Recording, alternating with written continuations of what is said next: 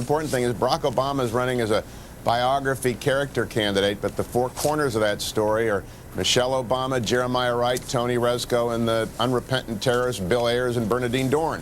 And when you get Barack Obama inside of those four corners, he's going to have a tough time carrying on this charade for the next 6 months. So I want to congratulate the Democrats on nominating a deeply flawed candidate. Yeah, I agree with your analysis completely, Hugh. Welcome all of you to the program here. In the Democratic nominating process, the issues that Hugh was bringing up, Rezko, Ayers, Jeremiah Wright, America's a downright mean country, bitter, angry Americans, it didn't play that much in the Democratic primary, but it's your belief that those issues will play significantly in the general election. But let's be honest. I mean, Hillary Clinton's a deeply flawed candidate. You don't think the Republicans would bring out Travelgate? You don't think they'd bring out her health debacle in '93? Nina, I mean, but wait a minute, I've been the #1 Clinton critic. I got to tell you, Bill Ayers, unrepentant, terrorist, friendly relationship, speeches, sitting on boards, Jeremiah Wright, I didn't know, oh, wait a second, he's not the same man I knew. I got to tell you something, this is fresh, this is new, his association with extremists, I don't see a comparison. I think it's much worse for Barack Obama.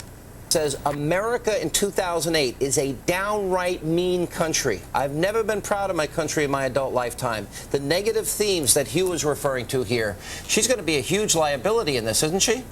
To Scott Rasmussen, because you've been polling this, Scott, is that she says it's a mean country in 2008. She says that she's never been proud of her country. He talks about bitter Americans clinging to their guns and their religion with antipathy towards those that are not like him. Then you've got the associations, Ayers and Wright, and goes to the Million Man March.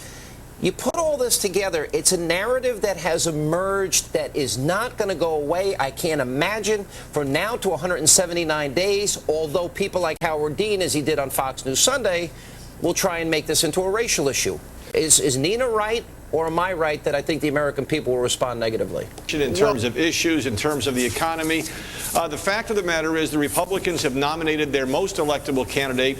The Democrats have elected a candidate who has some flaws, and that's what makes it competitive. But even in that environment, it's going to be a long election night for the Republicans. They're going to lose seats in the Senate. They're going to lose seats in the House. I don't know who's going to win the White House, but there is a potential that that John McCain at least has a shot there, and it will be the only bright light for Republicans. Republicans need to grab the mantle of fiscal responsibility. I mean, that was their mantra for a long time, and then they got into power and they went along with all these earmarks and this reckless spending.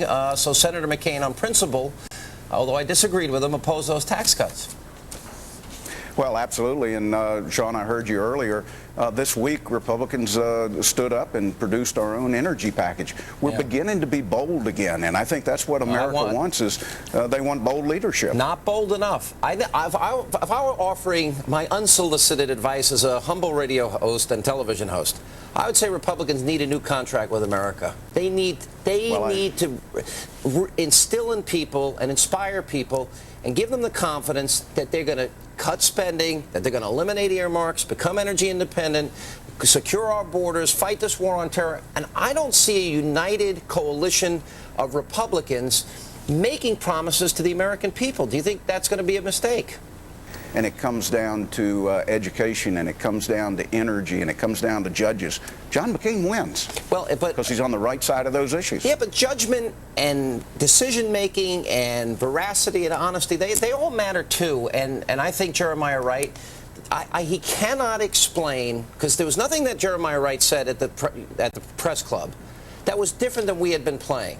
And he said, I can no longer, in this Philadelphia speech, no longer disown my pastor than I can the black community.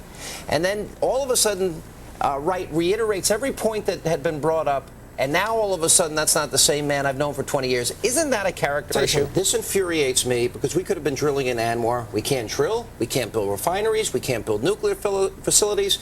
We can't expand coal mining. We hit, what, around $125 a barrel for oil today.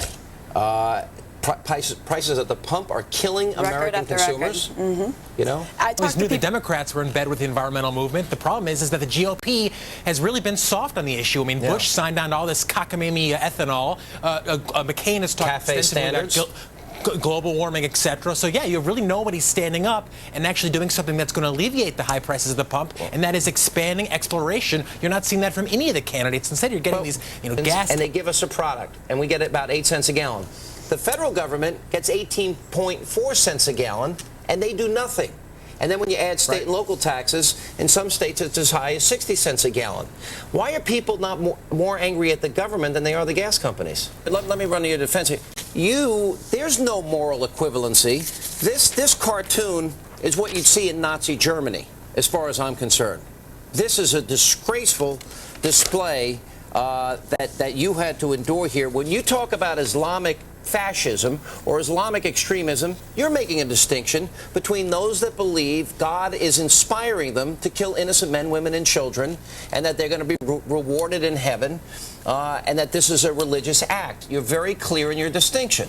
Photos for the new movie W have now been released, and we have them. So is this a last-ditch effort by the liberal media to smear the Bush administration before he leaves office? Is this Bush derangement syndrome times 10? Welcome to the show. First of all, I have zero confidence at all that this is anything but going to be another Bush derangement hit job by the left against George W. Bush leading into an election. You think my instincts are going to be right? The point is here, they've got an agenda. I'm just telling you what liberals are going to have to get over, and Alan would say this for many years about Bill Clinton. He's not president anymore. Bush isn't on the ballot. And I know they're going to try and create that the McCain presidency is going to be a Bush third term. I think there's political motivation behind everything Oliver Stone is doing based on his history. Do you see that? I do. That's what it's all about. I mean, if people go see it, just let the free marketplace decide. And I know it's going to go Al Franken, Alan Colmes, and Michael Moore. They'll all be there for the grand opening. We're going to be holding hands. And Rosie O'Donnell. We're going to hold hands and eat popcorn.